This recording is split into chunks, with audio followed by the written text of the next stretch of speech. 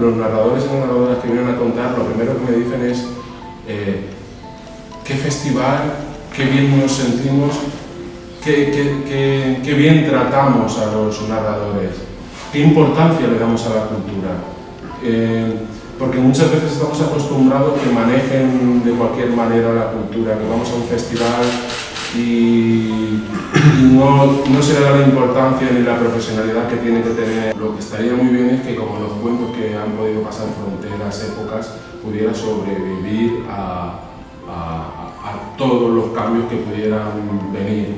La cultura abre muchas puertas y hasta ahora hemos tenido mucha censura, muchas restricciones y solo unas cosas muy limitadas.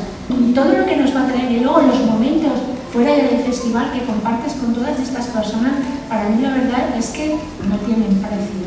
Y que los podamos poner a disposición de toda la población, tanto nuestra población como toda la gente que venga de fuera, bueno, para mí es una satisfacció. És important veure com la gent, quan arribes a una plaça, comencen els narradors o les narradores, que com ha dit, n'hi ha moltes narradores, a contar les històries, els xiquets i xiquetes s'acosten i després segueixen aquesta colla, no? que finalitza en una altra plaça amb un espectacle encara més gran.